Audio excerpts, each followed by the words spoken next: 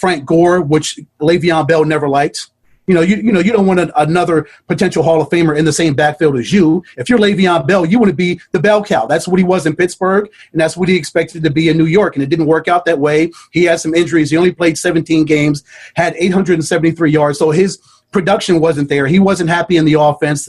Again, Adam Gase did not really care for him, never really saw eye to eye with him, so now they got to this situation where he wanted to trade. Nobody would really try to make a deal with the Jets because they didn't want to take on that $8 million injury guarantee for next season, Aileen. That's a lot of money to lay on the table for Le'Veon Bell. So that was kind of the thing that was holding teams back from trying to sign Le'Veon Bell. But now Le'Veon's free. He can sign with anybody he wants because he's a vested veteran. He can sign with whoever he wants. He can sign with whoever he wants. But now we just got to see what team picks him up. It is week 5. And like you said, not a lot of teams want to take that risk, but now I'm seeing all these rumors or these opinions, who would he go to? New England, to the Browns, we got him joining Odell and Jarvis. I'm like, well, we'll see. Of course, the first team, every time there's a major free agent that comes out there, major player, New England has to be the first team, right? They're like, okay, is Bill Belichick going to make the call to Le'Veon? Yeah. It's always there. It's like, all right. Patriots, are they going to pick him up? No. So, yes, I'm curious to see what team he will end up going with. And like you mentioned, ladies, who's going to take that risk? Ladies, let's keep it local. Do you think the Cardinals should even make a sniff at him? Or are you okay with Chase Edmonds and Kenyon Drake as far as the backfield for the Cardinals is concerned? Should they even take a flyer on him? Should they even try Le'Veon Bell? Because it worked a couple years ago with Adrian Peterson here. I say, why not? Mm-hmm. Hey, if they can add something else, the Cardinals, especially now with the injuries that we received, we can definitely use some more help. No, I totally agree. Well, this is going to be something to look out for, and for the week, and seeing how this story progresses. And he's a free agent, and what team is the lucky to go ahead and pick him up, or he's going to be the lucky one to be able to pick up by a team. Mm-hmm.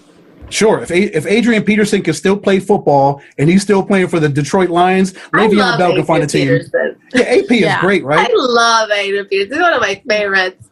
Yeah, it's amazing to watch. Bonafide Hall of Famer. Yeah, no, and another pickup that the Cardinals did actually now with free agents was one of our local or our own Prince Amukamara. Prince from Apollo High School. Actually went to high school with him. Back in the day, he was actually elected an Arizona Cardinal Player of the Week. So I think it was in 05 or 06. He has a picture with Larry Fitzgerald, and now they're actually teammates. Well, he got signed to a practice squad, but that's crazy. And he has a Super Bowl ring. He was first round pick. I don't know, something a little bit happened, but I think hopefully with the Cardinals, he can get a good fit and be back to his regular game and his regular old Prince self. Yeah, if you can get the Prince of Mukamura from the New York Giants, he has some really good years with the Giants. Mm-hmm. If we can get that from him, and he can help out Dre Kirkpatrick and Patrick Peterson back in the secondary. The secondary has been banged up with Budda Baker having surgery. He came back last week against the New York Jets. So as many bodies as you can, if they can get him worked in, especially for Monday night when they go to Dallas, they'll be minus Dak Prescott, but still, Andy Dalton is not to be played with. Mm-hmm. Yeah, even though, like you said, Dak Prescott will not be there, but we are about to face him now with Andy Dalton, even though he doesn't have that ability to get out of the pocket as much as Prescott. But, hey, like we said, we have the injuries with Jones, with the Cardinals. That's a big, big hit on us, too. We lost our best defensive player there. So it's like, So hopefully Prince can get in there. And they scare me, man. They scare me. As soon as I talk good about the Cardinals, then they go and do something. I was all right about Kyler Murray being, have such great numbers. Bam, 6 picks the next day. So let's I know that's one of the things that we've said here recently in the show too. Is we're excited, but we don't want to get too excited because we know the Cardinals and how that relationship and that history goes. Whether it's they start winning and then they go on to losing, which we just recently saw that happen, or have it be the injuries or just something. There's always that something, and there's a reason why they're called the cardiac cards. So. But nonetheless, they do have a great team, and I'm excited to see what's gonna happen this week for Sunday. But before we go ahead and get a little bit ahead onto what's coming for next week, I want to go ahead and go into the good, the bad, and the ugly of this last week's football games. I'm going to go ahead and lead off with the good. Have some good going into this because I know from here is not going to go into such great conversations after what we saw over the weekend. But let's go ahead and go with the good and a little bit of a question mark. For me, my good was the Cleveland Browns. They're 4-1, first winning season since 1994. Belichick was their coach back in 94. Another good that I saw off of this last week, also the Steelers, who are undefeated, and it's the first time since 1979 as well. They surpassed the Eagles. They took the win 38-29.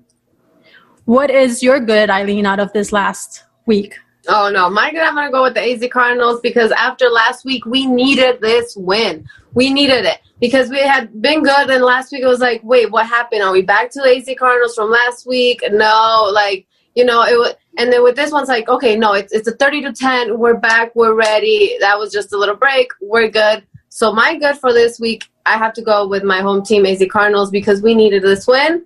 And it was good.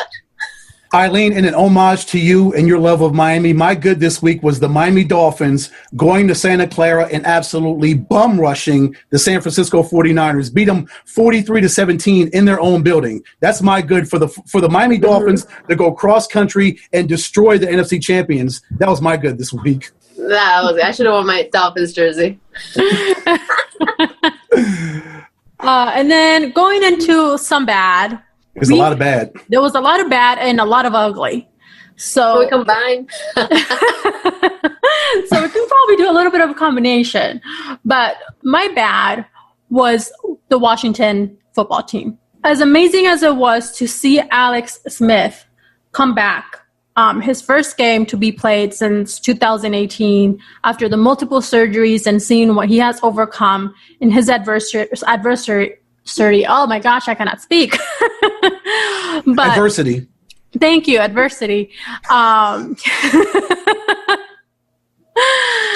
But just it was not good to watch the Washington football team, how they just could not get out of that. How Alex Smith, I have to give him props for going out there, making the effort. And I do understand it's his first game getting out there since 2018.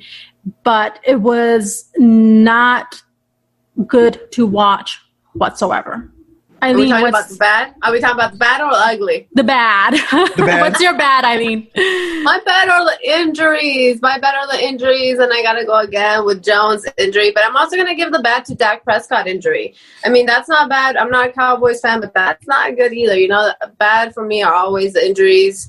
I mean, we got left out with, at least it's going to be, a couple of weeks, Dak Prescott's season-ending injury. So that's not good news.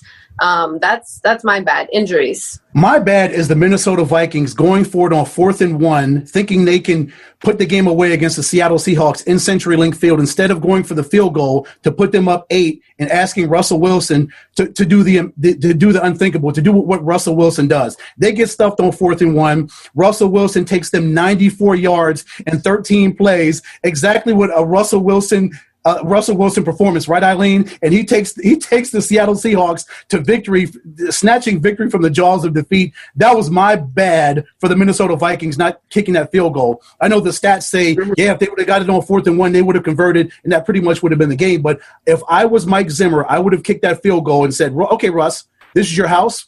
You want to try to beat us? Go down the field and get a touchdown and a 2-point conversion to send it to overtime. But no, they didn't, and that's my bad. The Minnesota Vikings not getting that victory because they thought they were strong enough to put it away on 4th and 1. Now let's go ahead and head into the ugly, and it's going to get very ugly from here. Yeah. I have two uglies. I'm going to go ahead. Two uglies. My first one is Tampa Bay and the loss to the Bears. That was just seeing Tom Brady and how that loss and how that happened should not have happened.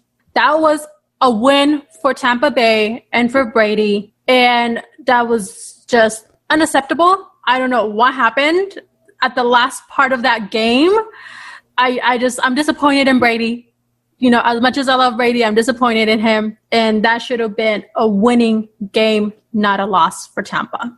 And my other ugly is with the injuries and going back to Eileen's bad, and we'll get a little bit as we go into this, is just seeing Dak Prescott go down for the Dallas Cowboys. And just heartbreaking to see.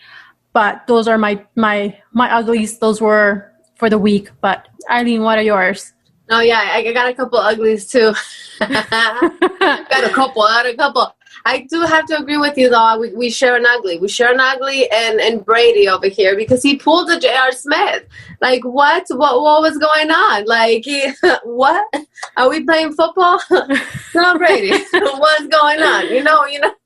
Maybe his balls weren't deflated enough. If something happened, he got lost. I don't know.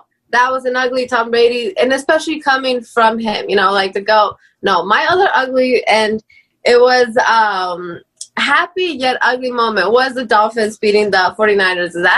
That score, ugly, but so excited. 43-17. Like, that is crazy.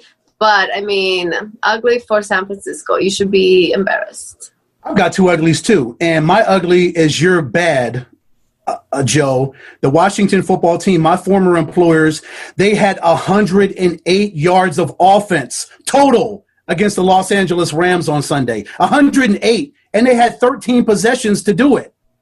That had to be one of the worst offensive performances I've ever seen. 108 yards in 60 minutes of football, girls. Are you serious? Wow. That's ugly. Very ugly. That's real ugly. You're right. Yeah, but back to a great in that game. Alex Smith playing for the first time, like you said, since 2018. He had 17 different surgeries, and they were all pretty much, his life was threatened because he wanted to get these surgeries and hopefully get back to football. But can we all agree that he's got the Comeback Player of the Year award right now? The NFL should just give it to him right now. I agree. Yes, definitely. How many surgeries? I know, but the Rams didn't care. They sacked him 6 times. They didn't care. And that's dangerous. You got very dangerous for Alex Smith coming back from that type of injury and getting out there for the first time. That's ugly. But of course, he had to be out there because Kyle Allen injured himself, and Alex Smith was the number 2 quarterback. They couldn't put Dwayne Haskins in there, so it was on Alex Smith to come out there. But still, the fact that he was out there, what a great sight to see Alex Smith back. God bless him. We just wish him well and hope he does well with Washington this season. But my other ugly is the Atlanta Falcons. 0-5. They fired their head coach and their former general manager, Thomas Dimitroff. So Thomas Dimitroff and Dan Quinn are both gone. That team is in absolute disaster mode ever since the Super Bowl from 4 years ago. Ever since that 28-3 lead, that organization, that team has never been the same, and they should have fired Dan Quinn after the game. They should have. Yeah. Isn't that really, really, really ugly? That's that 4 years they've still been stuck in that mode. I mean, I know it's hard to bounce back from that. You lose a 25-point lead in the Super Bowl that you had pretty much locked. It's hard for an organization to bounce back from that. Yeah, definitely. Another team with that. Like you said, they should have made those changes right away. Fired the people that needed to. Probably this ain't gonna keep going if we go back to the baseball conversation. If they don't fire Dave Roberts, it's gonna keep happening again. What happened with the Clippers? Oh, you lose one time, you're out. Bye. There's no more chance, Definitely.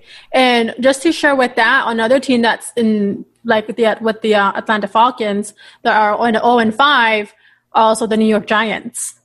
So that's another one to look out for as well, because that's not looking good either.